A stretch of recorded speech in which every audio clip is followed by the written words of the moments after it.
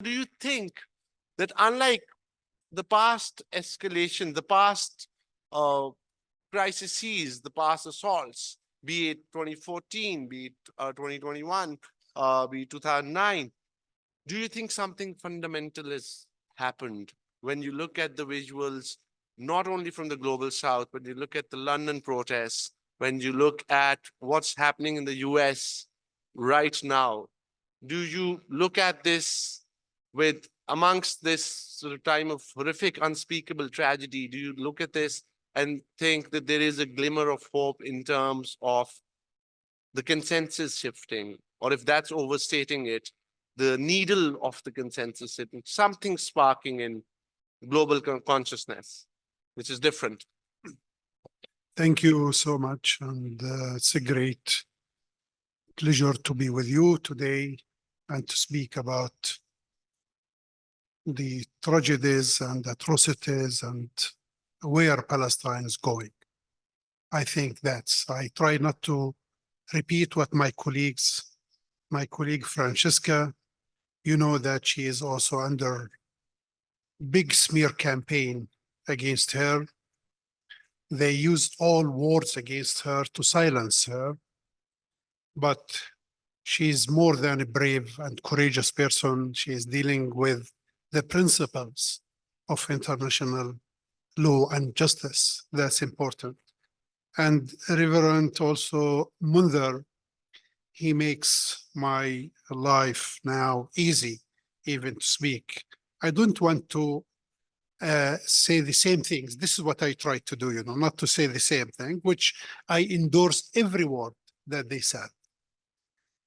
But I can say Palestinians, they have no problem with the Jews.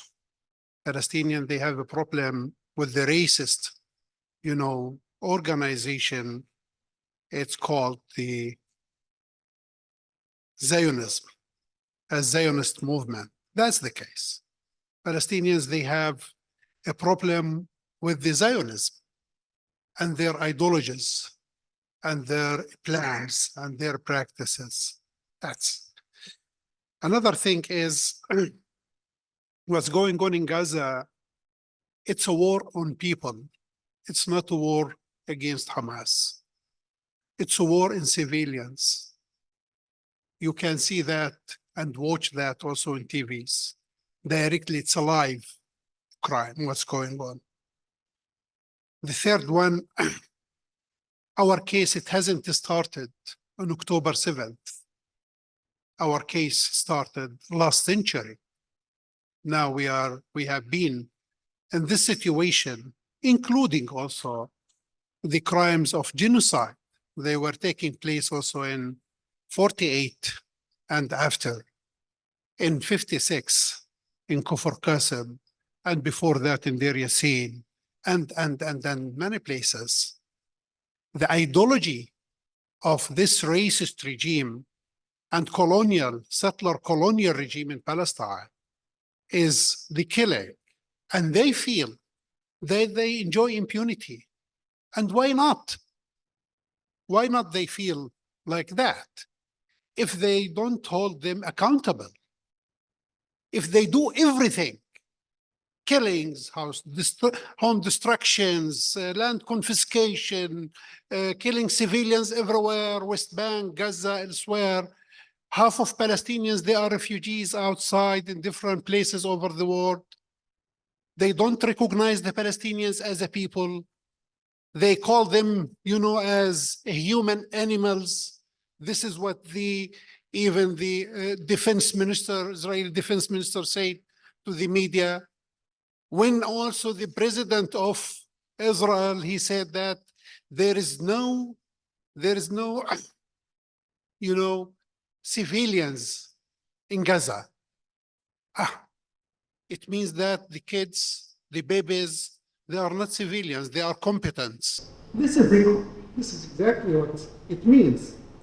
Another thing is, I would like to mention one short story. It was said to me by a colleague. He's an academic. He was invited by EU groups, officials also, to strategize for the next 4 years. and they asked him to be a moderator. They gave him the documents on 6th of October, one day before what happened 7th October. And he didn't find even anything about Palestine. Palestine is not a threat. Palestine is not a challenge. That's the case. He asked them, why? Where's Palestine? If you want to speak about the regional, let me say that. Where's Palestine? They said, Palestine, it's a manageable case. It's a manageable case. This is how they look. This is the response of the European officials to him. This is what he said in a conference for the organized by laborers and also unionists in Norway. He told the story because at that time I gave an opening remarks in that event. And they said to him, it's a manageable thing, and more than that, that the Abraham Accords started, which means that it's not a threat and it's not a challenge. We deal with it. 7th happened what? This is what's the strategy of the West, how they are dealing with the Palestinian case. It's a crisis management. This is how they look at it. This is how they dealt with it.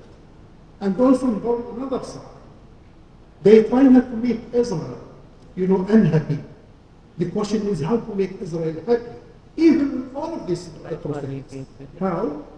By feeding Israel, by supporting Israel with all kinds of peoples, and also financially, and unconditionally, and blindly. That's the case. Here also, I would like to come to the selectivity and the double standards when it comes to the international law principles. I am not comparing between, victims and atrocities, but see what's happened, what's the reaction of America, other European countries against Russia. So, yeah, they said international law, we are completely against what's happened in Ukraine. We have, why not also in Palestine? Why don't act the same or react the same against Israel when it comes to their atrocities, to their aggression, to their killing, to their genocide? Even the German today, I saw it. This is part of the freedom of expression of the youth. Reaction. It's normal. I think it's normal. That's because also Germans, they said, never again. In 50s and after that, never again. And I think they meant by never again, it's never again anything happened against one group of the people, not against the humanity over the world. Yes, this is the case. And they still, supporting Israel with weapons, with all kinds and means of support. I think many countries, including Germany, US, they're complicit with the crimes going on in Gaza. They're complicit with the genocide going on in Gaza. This is how I look at also Britain. The British officials, they are complicit with the genocide taking place in Gaza. The Germans, the same. The American administration, the same. But in the same side, in the same way, I look at the public. If there is a hope, the hope is coming from the people in all of these places. I see the changes. I completely agree with you that we don't ask anyone to stand behind Palestine. We ask everyone to stand behind a human conscience. We ask everyone to stand behind justice, human rights, accountability, and all of these values. International law, it's not a Palestinian invention.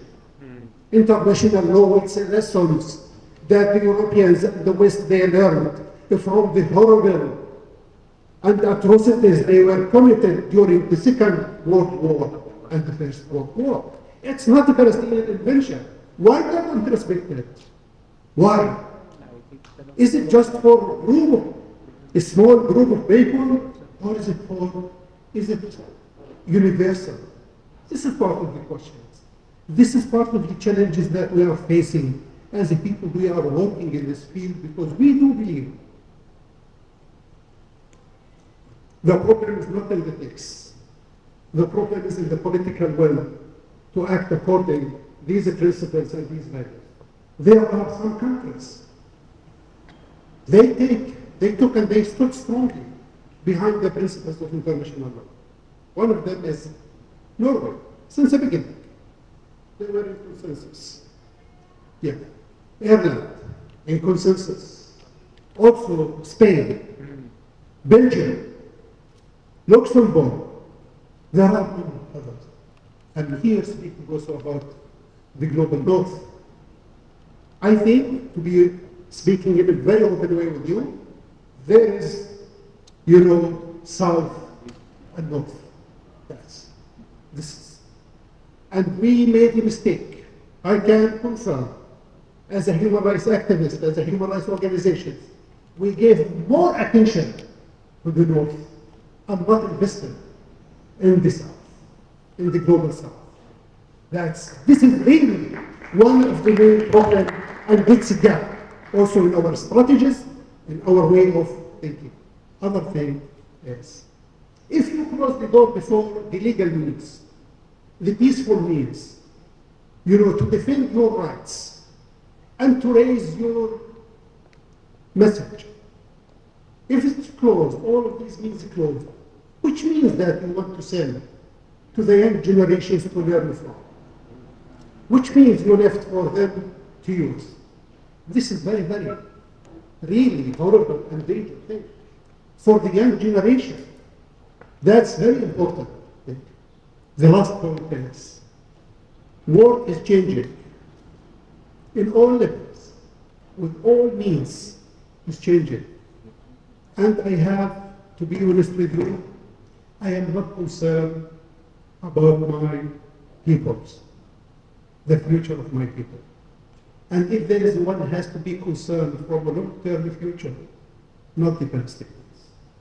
And no one can give a guarantee to the superpowers that they will stay as superpowers.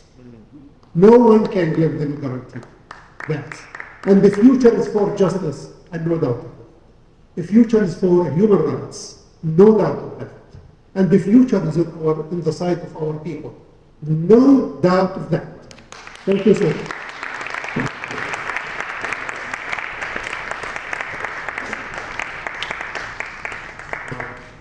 Thank you, Shawan. This is incredibly moving. And yes, the limitations of the rule-based order have been very acutely highlighted. For example, Shawan gave of one example he gave is Israel conflict in Ukraine, which is a human rights crisis in its own. So one shouldn't play that game. But there was, and something that Human Rights Watch documented, and others was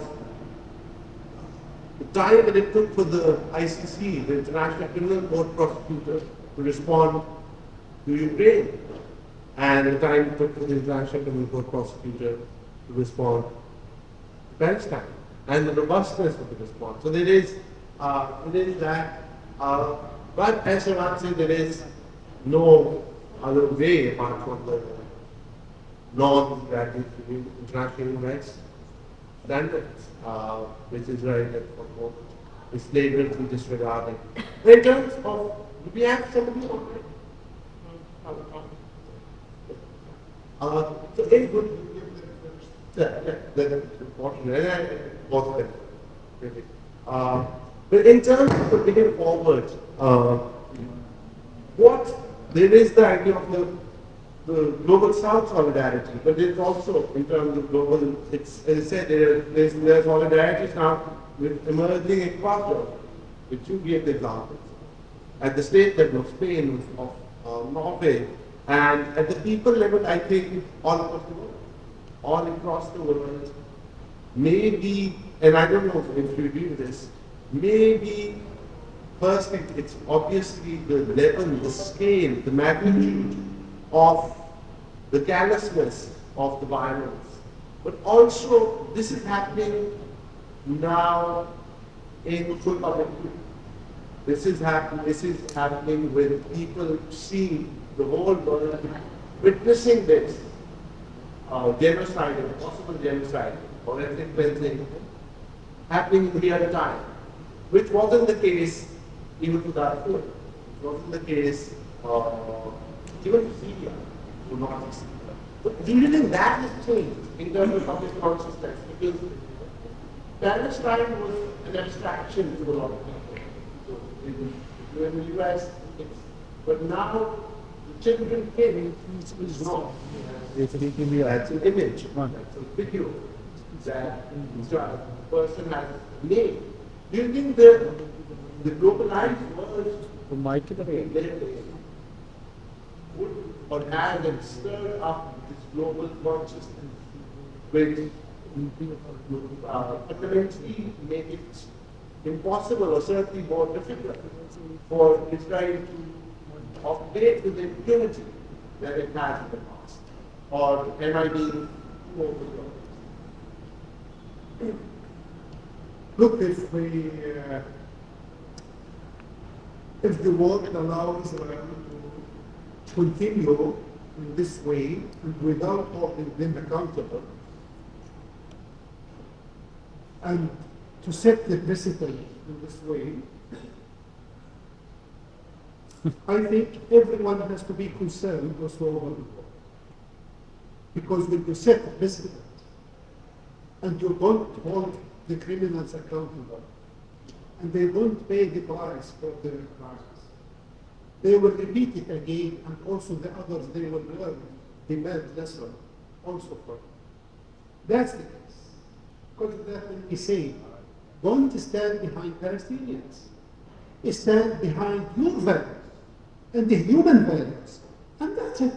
If you find that the Palestinians really, they represent the values, yeah, stand behind them. We have no problem.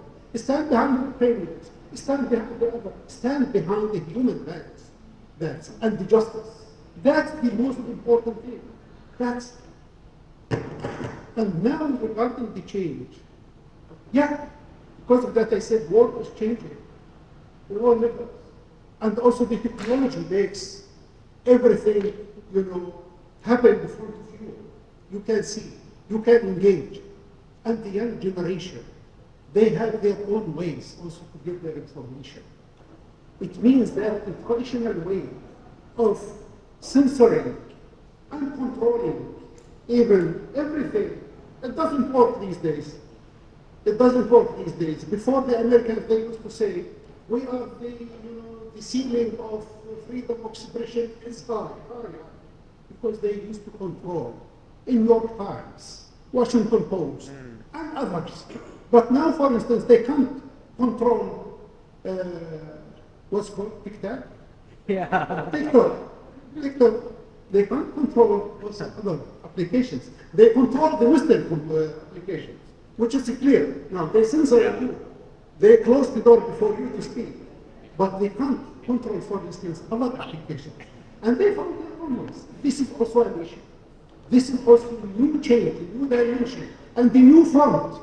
Because of that, I think things will change. And we see what's going on in the universities in US. I was shocked, to be honest with you. I thought that when I used to speak to Harvard students, when they used to come to Palestine, 200 in one mission, or 150 persons, or things, always I used to say, yeah, a promise is coming from the US for one reason, because the level and the ceiling of your freedom of expression is high. And I look what's happened just in the last 2 days, 3 days. Last week was going at Columbia University. I said, wow, the Americans, they fed up. They couldn't, continue in this way. Yeah, the students, they are now saying the right, taking also a position, standing behind these values. This is an issue. It will change, and this is reminded me what's happened in the students' movement, mainly in Europe, in 1968. I compare this a little bit. It's happened the same. The hope, we keep the hope, and we will not give up, and we will not step back from, struggling and fighting for justice. and for human rights, and that day will happen. For sure, no doubt of that. And people will change, and if there is a hope is coming from the people in the street and everywhere, not just in one place, globally speaking. Thank you. I mean, before we take some questions from the audience, and I think on the US bit, I'll just make one comment.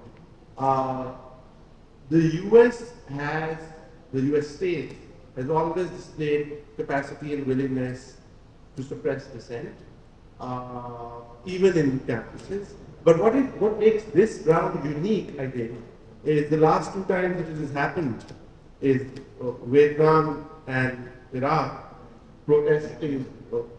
What is different? This time US is doing it on behalf of a foreign country. These are people who are not protesting. So Vietnam and Iraq was the US military. People. Yeah. So that, one is saying, I think now we take a few audience questions. I went to Houston and Bethlehem back before 1967, in the late 1950s. And I had very many Palestinian friends. I was studying at the American University of Beirut, and I met George Howard. So, I mean, for me, it's something that is very personal. And I still remember that.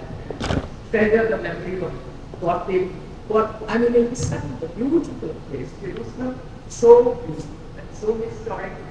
I just couldn't believe it. So thank you very much. It's an honor that you are visiting our country and that you are here to tell us you all know what's happening, and believe me, everybody in Pakistan, their hearts are beating with us.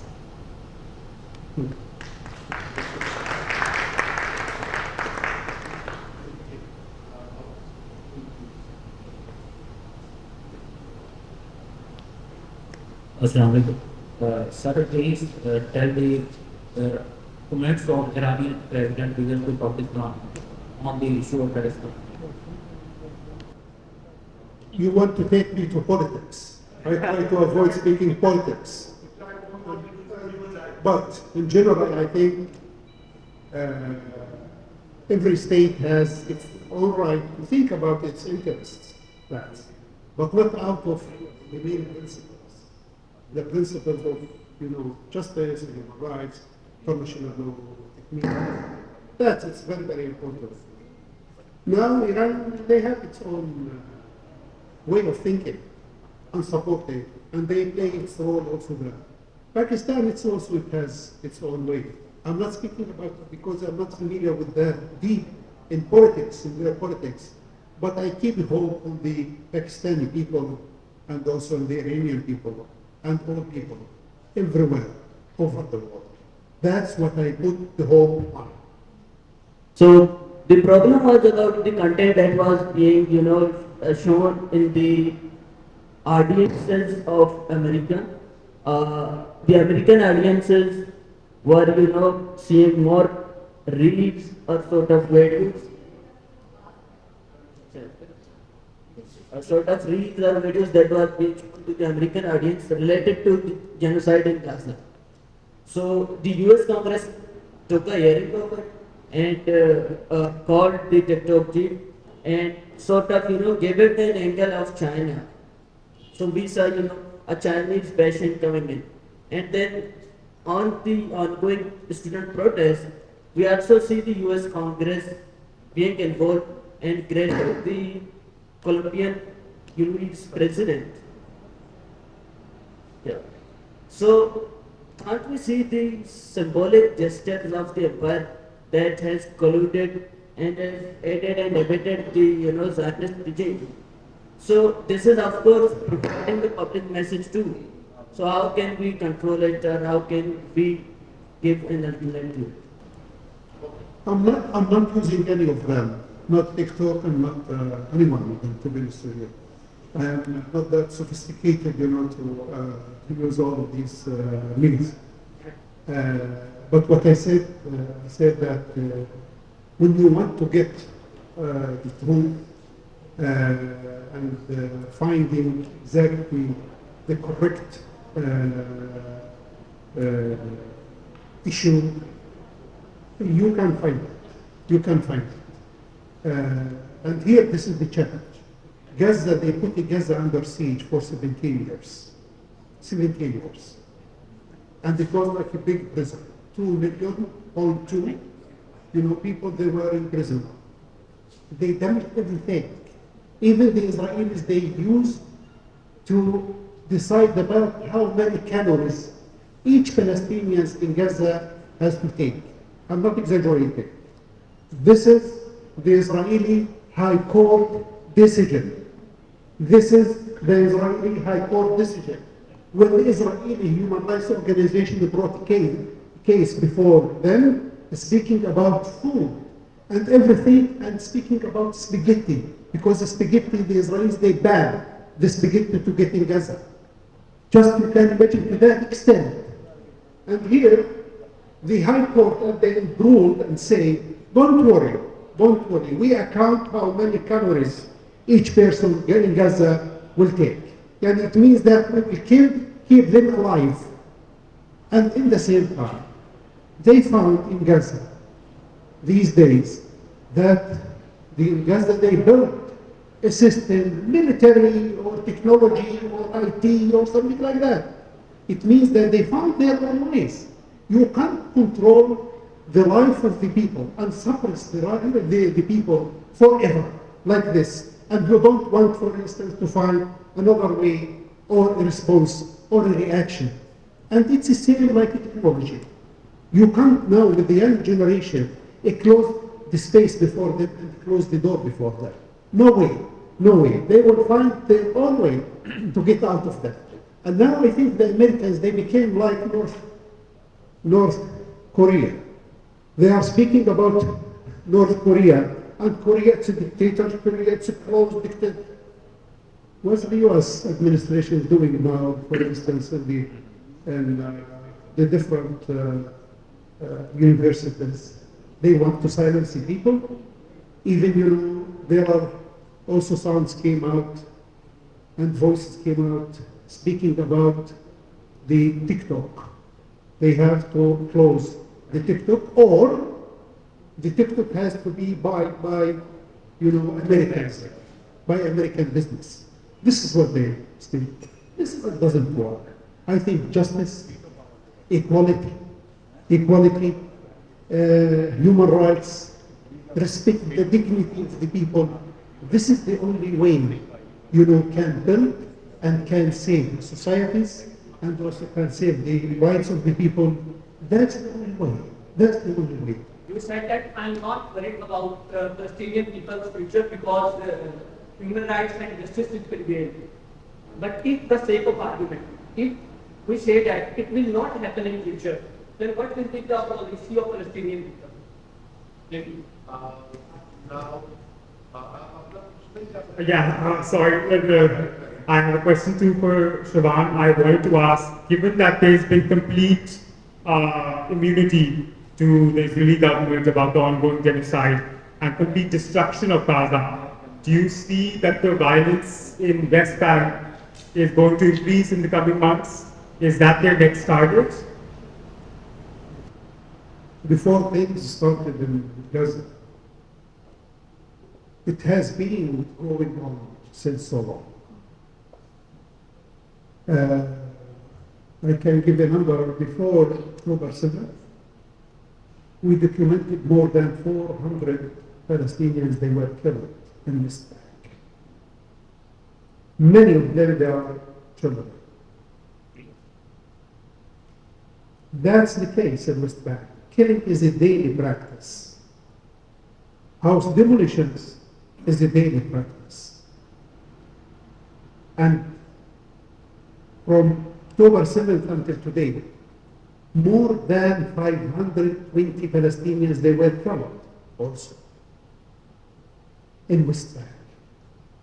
Invasion and raiding of Palestinian cities, towns, villages, it's a daily practice every day.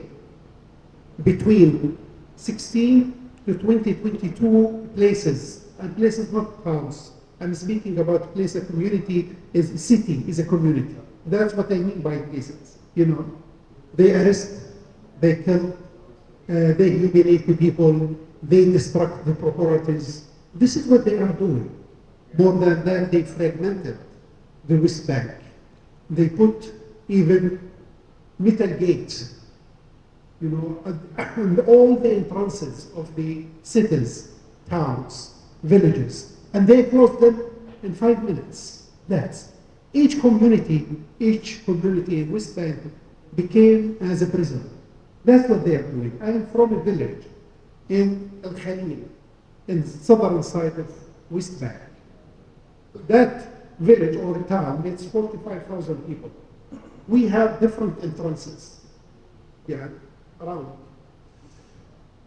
They closed all the entrances. Last a few days, you heard about a female student. She is 20 years old. She was killed in the entrance. It's on the entrance of my village. And another two, they are brothers. They were killed there. They are also the same one. And they said that they want to stab, the Israeli soldiers. How they can stab them? And there is a gate there. They try to go to Hebron, the city. They walk because we can't use our cars. If I want to go to visit my mom, I have to go extra 32 kilometers to reach my mom. Extra. The normal one, it takes me 1 hour from Ramallah to that village, but also extra 30 kilometers like this, dry roads, go through the mountains to reach, because they closed everything. That's since October 7th. This is also in other places. That's the case. The people, they are living there under oppressive regime. It's oppressive, oppression there. That's the case. This is the case in West Bank. You can't say that West Bank now, they are living there normally. No. They entered the main raped the refugee camps in Jenin, Tulkarem, everywhere, every day. That's the case. Killing people, 10 in one time, 5 in one time. This is the case. After they killed them, they go and they demolish the house of the family. Sometimes I ask myself, if they demolish the house, why? For what? For which reasons? What they will gain from that? They want to do one thing, to say to the Palestinians, hey guys, if you want to save your life, your children's life, your property, things like that, you have to leave this country. Go. This is also another way for the transfer of Palestinians outside of the homeland. That's for political reasons. And this is the main difference between South Africa that we mentioned and also the colonial regime in Palestine. In South Africa, they used to discriminate against the South African people, but they were not targeted their existence there. In Palestine, they targeted our existence there. They would be more happy if they sent outside of our country, and they don't recognize us as a people. That's the case. Even in their, let me say, peace agreement with the PLO at that time, they didn't recognize us. They refused to add what's called Palestinian National Authority. They said Palestinian Authority. This is my passport, according to Oslo Agreement. That's the case. Nothing called national, because they don't recognize us as the people has a right to exercise self-determination. That's what the main problem. Without that, recognizing the Palestinian right to self-determination, right of return to the refugees, no way to have peace there.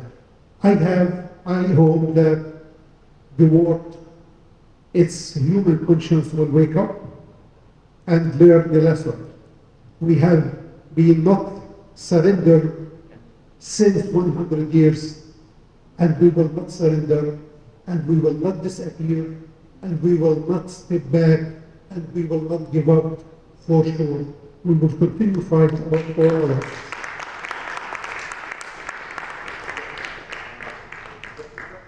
Thank you very much for being here. We're very happy you could make it in this very difficult time.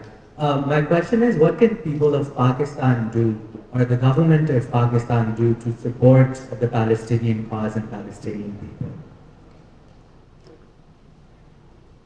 I think to raise your voice up strongly to the street, to diplomats, to everyone, this is also very important for me. Palestinians, they are watching. They are watching what's going on. I have no doubt that the Pakistani people, they stand well behind also the Palestinian rights. No doubt. The question is, maybe with some activity, and you know better than me, you know what to do here. I can't give you anything or recommend any specific things. You know better than me. My question is regarding the mass graves which are found near Al-Nasr Hospital in Gaza. So, as you can see, the double standards of the West and US. The only media channel I'm seeing that's showing the mass graves, and the Israeli army has committed wars against humanity. They buried people alive there. The only news outlet I'm seeing the news on is Al Jazeera. Now, BBC is not showing anything, nor CNN or any of the US outlets or Western media. What do you say about the double standards of the West? What will be the two-state solution? And the Israeli Supreme Court's decision, will they be in consonance with international law? Will they be helpful for the two-state solution or not? Look, I said, I spoke about the standards when it comes to the implementation and respect of international law. Mass grave, it's clear. We document some of these things, and this is shown part of the story. When tomorrow the ceasefire happens and things stop, you discover the scale of the crime in Gaza. Not everything we know and we discover and we document. Not everything. The case is bigger than that. Just you can imagine, they tied the hands of the people, they arrested them and they killed them. They executed them. They executed them with hundreds, with thousands of people like this.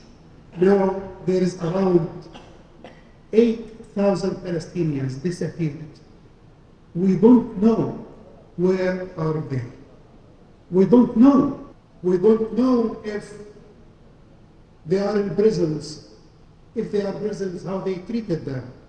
They don't allow the ICRC to visit, to go to visit, and they don't give the ICRC any word, any information about the Palestinians. They 1,000, I don't know, some of them, they are workers. They used to work in Israel in that day, on October 7th, and they didn't allow them to go back, and they stuck there and disappeared. Many of them, they were disappeared. The Palestinians, they entered to Israel at that time, 7th, because they were in, let me say, in big prison, and they left the prison. They felt that, that now they are free or something like that. Some of them, or many thousands, they didn't go back to Gaza anymore. Their families, they don't know anything about them, if they are alive or not. The Israelis, they refuse to give anything. The case is bigger than and more than the 120,000 Palestinians they were killed and injured. It's beyond than that. And here, just one point. If the international community, the Americans, though they feed Israel with everything, they couldn't give a bottle of water to a child who is dying in the northern side of West Bank. What's this system? Wow. Israel is really is stronger than the world, than the US, than everyone now. Because the others, I think, they supported Israel. They continue to support Israel unconditionally, and they play the game with the international law. They don't use anything from the international law in Palestine. They use it in any other places. Also in your country here, they can come and give you, let me say, a lecture about the human rights and the rights of women and all of these things. But when it comes to the fundamental things in Palestine, they ignore that and they don't speak anymore about these things. That's the case now. This is big issue in Palestine. The other one about two-state solution or one-state solution. I say we are standing behind the Palestinians' rights. Rights to self-determination, right of return, that's dissolve the apartheid regime, dissolve also the colonial regime. After that, you are speaking about two states, one state solution, something like that. It's not a big matter. It's not a big matter. Thank you. Thank you, Shawan. And I must thank Reptar Francesca Denise. She's not joined right now, and the Reverend Mantra. I think this was a session is very close to my heart, and I'm sure as it is to many of you here and many around the world. Very powerful. We got of course, a very clear, passionate and moving account of the tragedy that's unfolding. But I also think that we also got a message of hope and optimism from Shawan amidst this bleak time, and that the solution lies in human rights, in international law, as difficult, as paradoxical as it seems at the moment. Thank you very much. Thank you.